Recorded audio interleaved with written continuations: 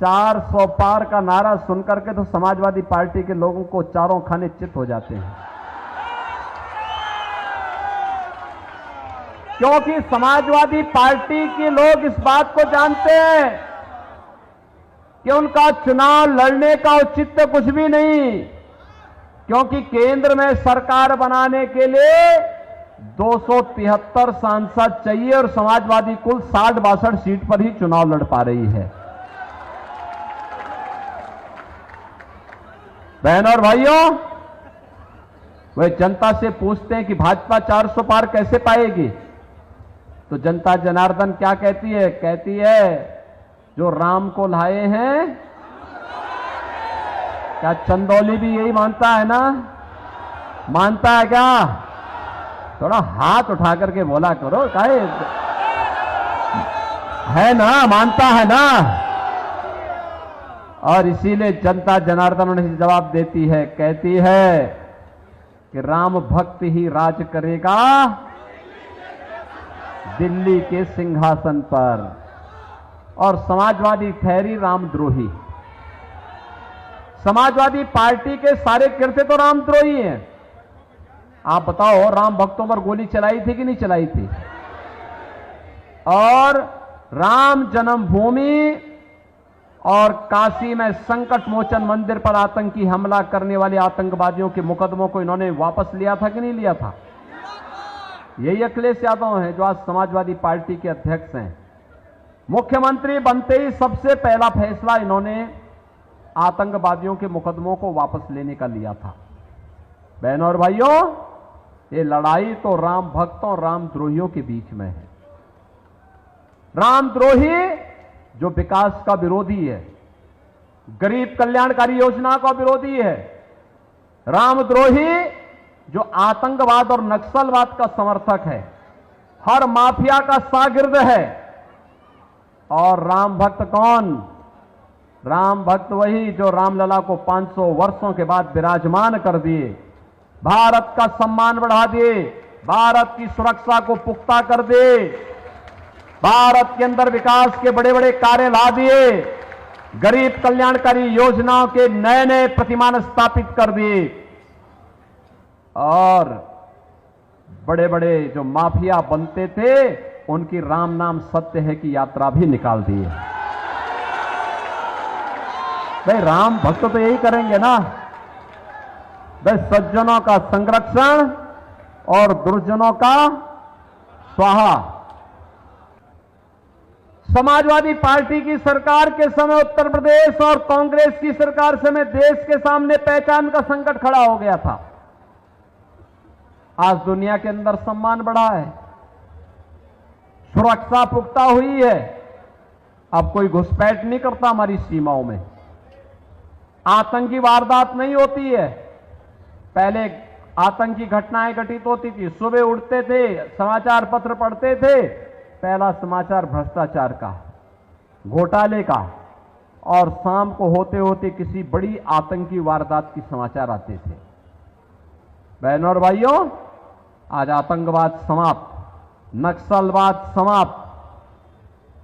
अब तो पटाखा जोर से फट जाए तो पाकिस्तान पहले सफाई देता, कहता साहब मेरा हाथ नहीं है।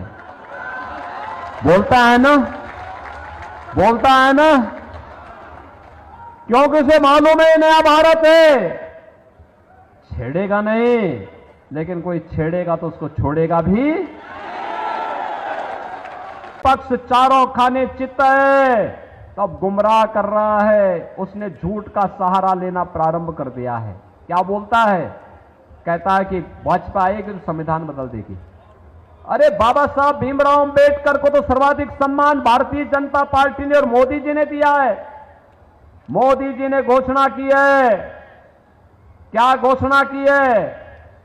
मोदी जी ने 10 वर्ष में पंचतीर्थ बाबा साहब भीमराव अंबेडकर के बनाए हैं, लेकिन कांग्रेस का और समाजवादी पार्टी का घोषणा पत्र कहता है कि सत्ता में आएंगे तो अनुसूचित जाति, जनजाति और पिछड़ी जाति के आरक्षण में से कुछ हिस्सा काट करके मुसलमानों को देंगे।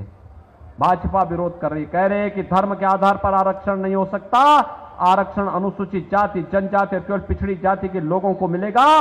किसी मुस्लिम को आरक्षण नहीं मिल सकता है,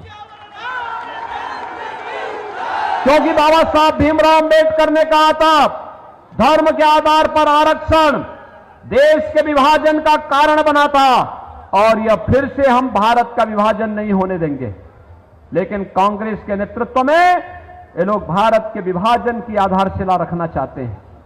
बहनों और भाइयों, इनका मैनिफेस्टो कहता है कि सत्ता में आएंगे तो भारत के अंदर पर्सनल कानून लागू करेंगे। पर्सनल कानून का मतलब जानते हैं आप? तालिबानी शासन। बेटी स्कूल नहीं जा पाएगी, महिलाएं बाजार नहीं जा पाएंगी, घर के अंदर बुर्का पहन करके दुबक करके रहना पड़ेगा। ये शरिया कानून भारत के अंदर कतई नहीं लागू होने देंगे, कतई भारतीय जनता पार्टी लागू नहीं होने देगी। भारतीय जनता पार्टी बाबा साहब भीमराव अम्बेडकर के द्वारा बनाए गए संविधान से चलेगा।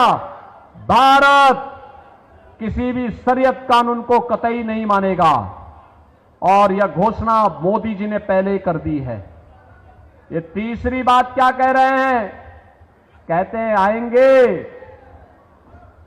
तो आने पर अल्पसंख्यकों की रुचि के अनुसार खान पान की स्वतंत्रता देंगे।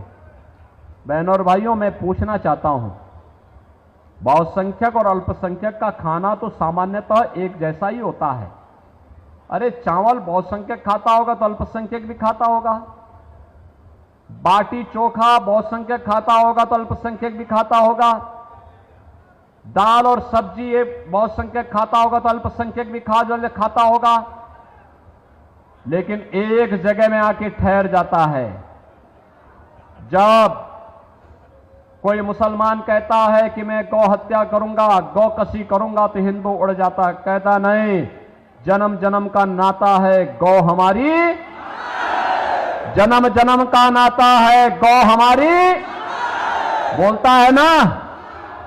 गौ माता के बगैर कोई संस्कार हमारा संपन्न हो सकता है क्या? नहीं हो सकता। लेकिन एक कांग्रेस और समाजवादी पार्टी के लोग क्या कहते हैं? कहते हैं आएंगे तो गौ हत्या की छूट देंगे। क्या आप इसको स्वीकार करेंगे क्या? अरे जो राम जन्मभूमि का पुण्य आपके साथ जुड़ा हुआ है, उसको पाप में मत बदलने देना, उसको पाप में मत बदलना। और इसीलिए हम लोग आए आपसे कहने के लिए, मोदी जी के नेतृत्व में आत्मनिर्भर और विकसित भारत की कल्पना को साकार करना है।